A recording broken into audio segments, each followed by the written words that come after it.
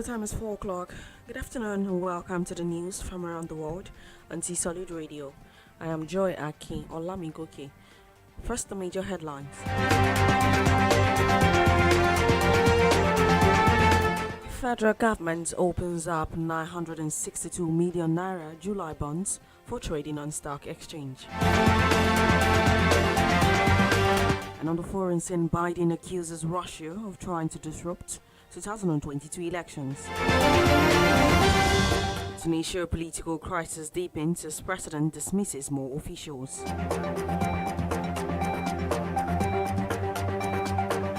And on the world of sports, baseball returns to Olympics after a 13-year absence. And moving on to the news in details. The federal government has listed its latest issuances under its federal government of Nigeria saving bond on the Nigerian Exchange Limited. The listing of the two tranches of the FGNSB issued earlier this month paved the way for bondholders to trade on their holdings.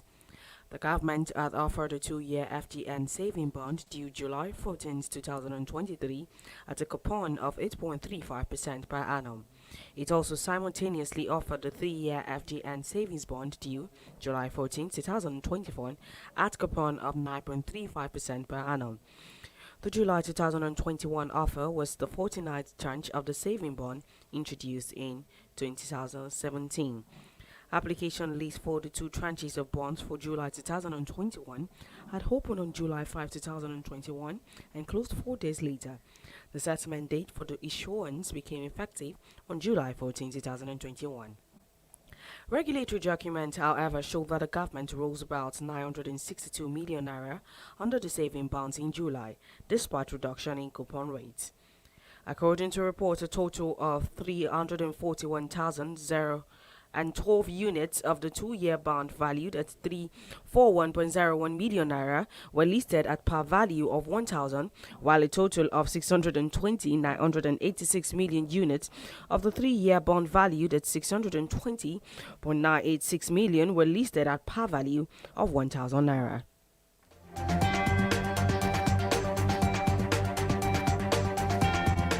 And the Central Bank of Nigeria says it has released the sum of 756.1 billion naira to 3,734,938 smallholder farmers cultivating 4.6 million hectares of land to boost the federal government's food security initiative.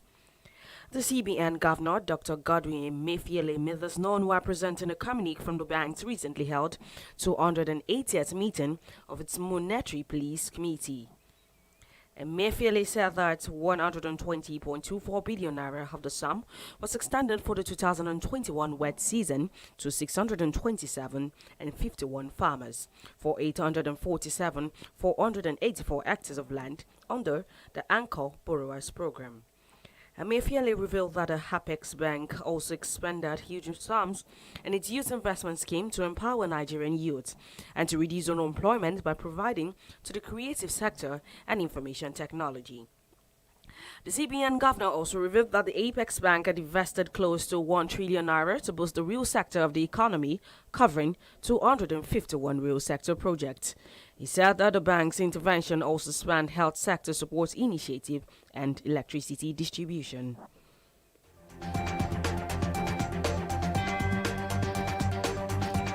And the Nigerian Center for Disease Control has announced that 404 additional COVID-19 infections and 0 COVID-19 related deaths were registered in Nigeria on July 27, 2021.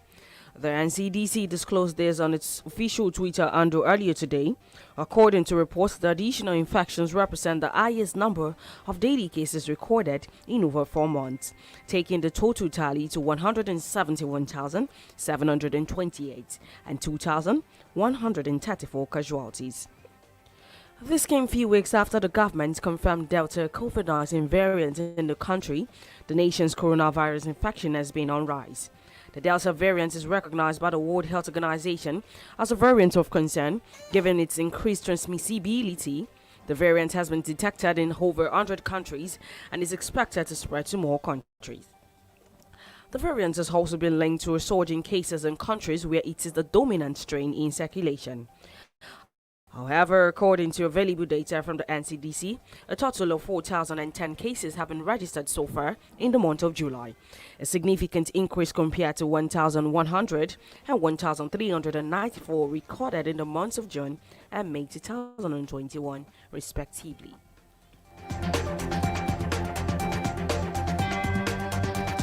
You are still listening to the news from around the world on T-Solid Radio. Still to come is the foreign and sport news. To remember that you can download our app T-Solid on Play Store or log on to www.tsolid.tv. You can as well follow us on our various social media platforms on our T-Solid Radio TV.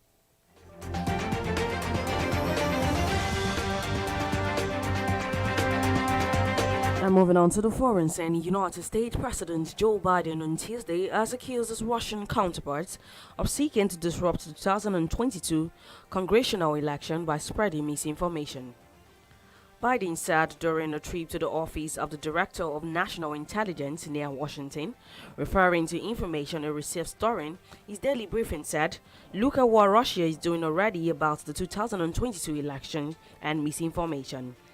The United States leader also expressed concern about the recent increase in cyber attacks, including via ransomware, we typically see hackers encrypting victims' data and then demanding money for restored access. Meanwhile, the United States will uphold midterm elections in fall 2022, in which all seats in the House of Representatives and 1/3 of the Senate seats will be on the ballot.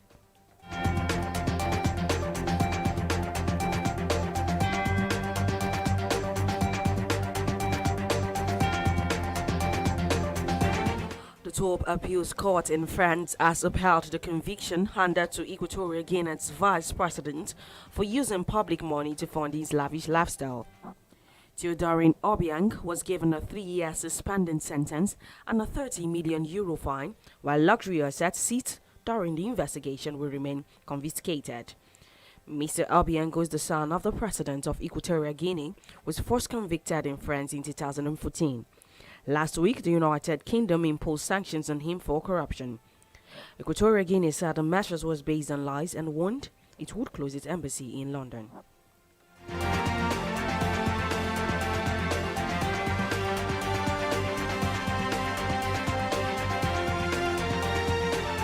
And Tunisia has launched further into political uncertainty today as President Kais Saied sacked more officials, days after he was suspended.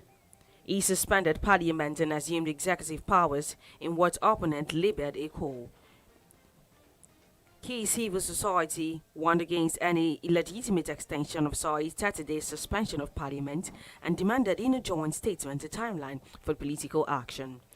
After suspending parliament and sacking Hichem Mechichi as prime minister on Sunday, dismissing the defense and justice ministers on Monday, Saied then issued orders dismissing a series of top officials.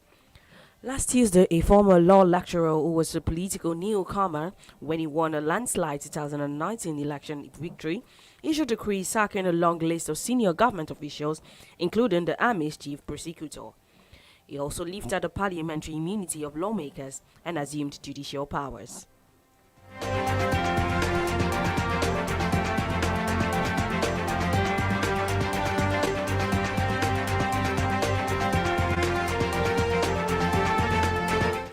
President Samia Suluhu has been given a COVID vaccine at the start of Tanzania's vaccination rollout.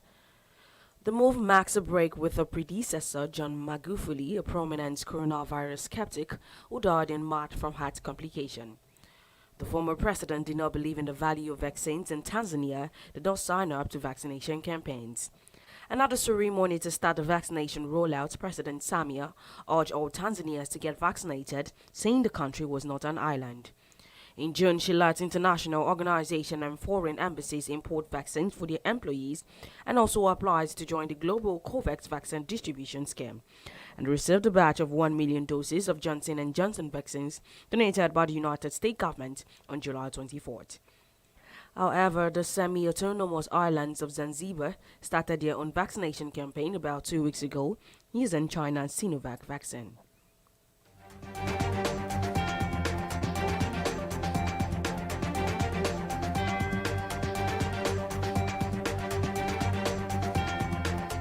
The United States has said it will ship nearly 10 million doses of COVID-19 vaccines to Nigeria and South Africa as the continent battles the third wave of infection. White House officials said 4 million doses of the Moderna COVID-19 vaccine will go to Nigeria and 5.66 million doses of Pfizer vaccine to South Africa.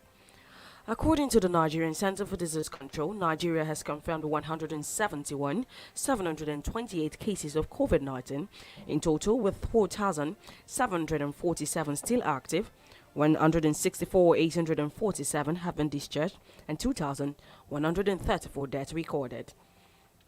The South African shipment is the single largest sent by the United States since it began sending vaccine shots overseas, one of the officials said. The latest shipment bringing the total number of United States vaccine doses sent to Africa to 16.4 million. However, United States President Biden in June announced plans to buy and donate 500 million Pfizer vaccine doses to 92 lower and lower middle-income countries, and the African Union hardened that this shipment will begin next month.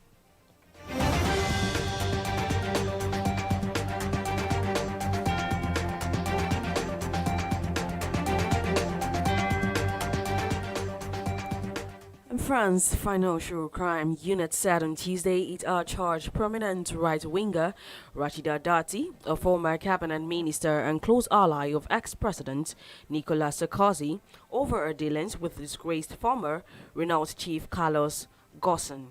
She is accused both of passive corruption by a person holding an elective mandate and of benefiting from abuse of power in relation to consulting work she did for Ghosn from 2010 to 2012, when she was also an MP in the European Parliament. According to a source close to the investigation, Doughty received €900,000 in lawyer's fee during that period. The investigation is seeking to ascertain if this was purely for legal work or whether she was actually engaged in lobbying, which would be illegal for European lawmakers. Dati, who is now mayor of Paris' 7th district for the right wing, the Republicans Party, served as justice minister in Sarkozy's government between 2007 and 2009 and was also his election campaign spokesperson.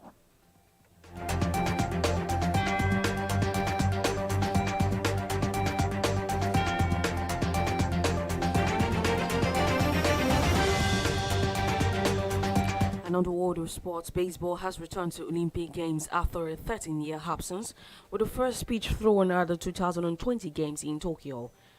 International Olympic Committee President Thomas Bach delivered the ball to be used in the ceremony of first pitch. The honors went to two Japanese students from areas affected by the 2011 Japan earthquake and tsunami. Dominican Republic takes on Japan in the opening game at the Fukushima Azuma Stadium.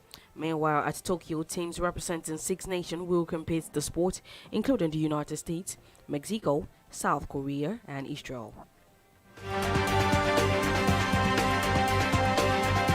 With that, we've come to the end of the news, a recap of the major headlines.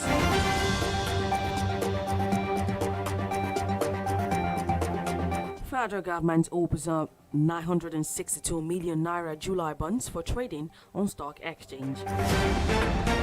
And on the foreign scene, I read Biden accuses Russia of trying to disrupt 2022 elections. In Tunisia, political crisis deepens as president dismisses more officials. And on the world of sports, baseball returns to Olympics after 13-year absence.